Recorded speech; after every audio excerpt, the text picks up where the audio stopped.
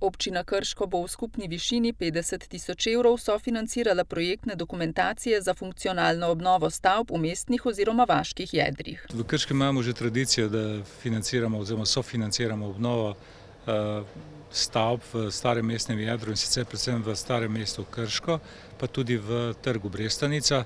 No, v letošnjem letu je sprememba še v tem, da lahko kandidira za ta sredstva tudi tisti, oziroma na tistih objektih, ki so kulturno pomembnejše, se pravi v smislu zgodovine in neke zgodovinske vrednosti, tudi v drugih krajih. In sicer v Podbočju, Leskovcu pri Krškem in na Raki. Gre za obnovo fasad, predvsem streh in predvsem zunanjščine teh objektov, ki so mogoče že nekoliko bolj dotrajani, in bi bilo lepo, da bi se spet obnovili in polepšali okolje. Na razpis se lahko prijavijo fizične osebe. Rok za oddajo vlog je 12. oktober. Potem bo pa ta celoten postopek stekel in bodo dodeljena sredstva tistim, ki so jih pridobili. Sicer je sofinanciranje možno nekje do 50% celotne vrednosti obnove. Obnove pa seveda govorimo o obnovah, ki so bile zgrešene že v letu 19 in začetku leta 20. Če pa ostanejo na proračunski postavki sredstva neporabljena, se lahko sorazmerno prerazporedijo med upravičence do višine 70% upravičenih stroškov.